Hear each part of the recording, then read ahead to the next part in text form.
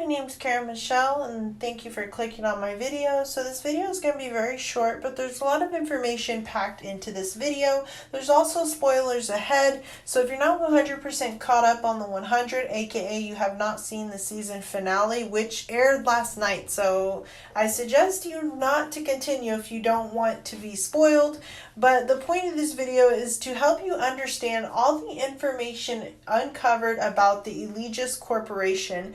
Now, if you were me, you were probably left scratching your head at the end of season 5. Now, Monty said he cracked the encryption, and I was like, what did he mean by that? Was he talking about the second dawn? Was he talking about like the prisoner transport? I didn't know, so I had to do some backtracking. And while I was doing that, I had to scroll through a lot of information, a lot of different pages. So I was like, this is perfect for a video for anybody else who just doesn't quite understand the ending or doesn't quite understand possibly like who exactly the Eligius Corporation is or what the second dawn might have something to do with it. So that's pretty much what I'm going to talk about in this video. So I'm going to start with the Eligius Corporation. Now, it's possibly a front for something else, but we were introduced to them as an interstellar mining mission that sent people into space to basically mine hydrothalodium off asteroid Proxima 6, and also to find habitable planets in the process. So the first Eligius ship was an unmanned mission to basically see if this asteroid had this element hydrothalodium. There was a gold mine there. So the second Eligius ship they sent apparently failed because they didn't have enough manpower for the mission, which is why they switched to using criminals for these missions. So the Eligius 3 information on that ship was actually encrypted until the last 5 minutes of the season 5 finale. This is the part where it would spoil if you haven't seen the finale yet. But we basically find out that Monty spent 20 years trying to figure out how to crack the information while everybody else was asleep. And it turned out that the Eligius 3 ship was a manned mission to a new planet with 2 stars. And it is said by Shaw, the prisoner from ship 4, that they had night bloods on the ship. So the question to be answered in season 6 is what happened to the people on this mission, and did they ever make it to this new planet? Alright, so the prisoners we see landing in season 5 is actually the Eligius 4 ship. And basically what had happened before the nuclear apocalypse, and the nuclear apocalypse happened in 2052, while as this happened in 2047. So it was a couple years before that. Basically, the prisoners were on this asteroid, and due to them contracting an unknown illness, they were ordered to basically abandon the prisoners on that planet. And they found out about that information and overthrew the captain and his crew. And since in the process they blew out one of the engines, it would take 100 years for the ship to get back to Earth.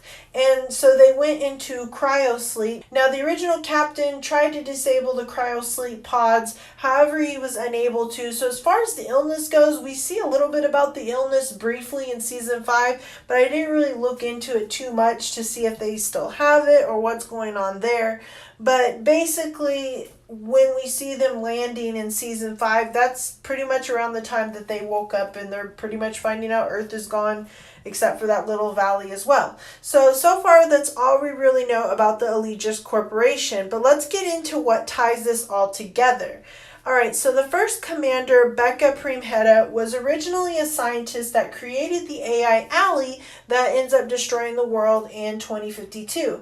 Now, Becca created the Nightblood Serum as well, which, when injected into humans, would turn their blood black and then help them metabolize radiation better. Now, it was originally thought that she created the serum 2 years after the apocalypse to help the humans with radiation on the ground. However, because we know the Eligius 4 ship mutiny happened in 2047 before the nuclear apocalypse, and because we know that ship 3 does for sure have Nightbloods on board and that it came before ship 4, and it is stated somewhere that Becca actually created the serum for the Eligius Corporation, it's safe to say that the Nightblood serum was created way before the apocalypse.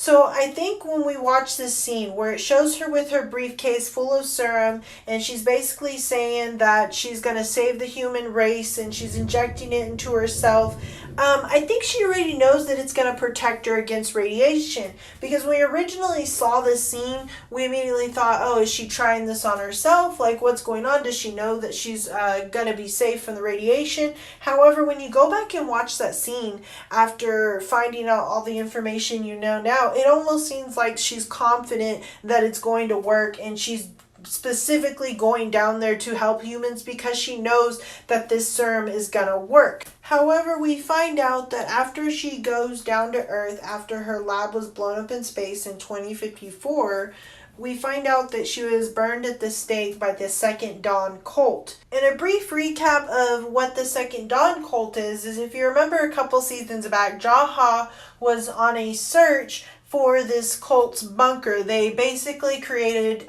12 seals, and you had to have millions of dollars to access each seal. And so basically when he found the first bunker, it was found out that that was a distraction. It was to deflect people into thinking that they were going to the actual bunker, but in reality, the real bunker was under what we now call Polis. It's the bunker that Octavia and her whole crew stayed under for 5 years. That's the bunker the Second Dawn cult stayed in. And that's the last time we see a scene or a flashback of the Second Dawn cult, is when they are burning her at the stake. And we know that she made it to the ground with her briefcase of serum. So now the question is, did the grounders, are they possibly direct descendants from this cult? Are they possibly direct descendants from people that were a part of the Eligius Corporation? Because we know that the Eligius Corporation was injecting people with the serum way before the nuclear apocalypse happened. And here's the thing, given that the Eligius Corporation encrypted files to the new planet, I could see why they could have been secretive about the Nightblood and possibly why she had to recreate it in her lab, because maybe they took all of her research and said, you know what, technically we own this because we paid for it. Now, I absolutely can't wait till season 6, and I know I'm saying this again, but I think given that the Eligius Corporation encrypted their files to a new planet, and since the Second Dawn cult misled a lot of their followers to a decoy bunker, I think it's very possible that these two corporations could very well be related, and possibly maybe true salvation all along was never the bunker in the ground, but in fact a ship to a new planet. That is my theory. Thank you for watching. Give me a thumbs up. Let me know what you think in the comments. And if I missed anything, let me know in the comments. I can take constructive criticism. A lot of the information that I have is based off of memory because I've watched every episode of this entire series. And I did go back and read Wikipedia fandom or whatever it's called to kind of update myself. But this is my theory, and I've had this theory for a long time. Since Jaha started this whole looking for the Second Dawn cult, and I found out about the decoy bunker, I immediately thought to myself, was like, maybe all along it was a ship to a new planet, and we're going to find that out later. And I'd been hoping that a movie series or a TV series was going to just start something on a new planet, kind of like what Avatar did. And I had been waiting, and Avatar, you know, it takes them like 10 years to make a movie. So I'm so excited that we only have to wait one more year to see this new world that we're going to be introduced to in the 100. And I also think that when they said end book 1 at the end of their series, I think that meant a lot, because in a way they are ending that chapter. You know, they're leaving Earth, they're going to a new world. And I think also the reason for that is because I think with this new season, we're going to get a lot of new fans to this series, because a lot of people like that sci-fi crap. And, you know, before it was more about war, but now it's more sci-fi than ever. And the 100 was somewhat of a popular show, but I think now with this new season, if they do it right, it is going to become just as popular as Breaking Bad or Stranger Things or any of those other TV shows that just have a cult-like following. You know, the 100 has always had they're following a very devoted fans, but I think we're going to get a lot of new fans in this new season. Anyways, thanks for watching, and I will see y'all in another video, and don't forget to subscribe.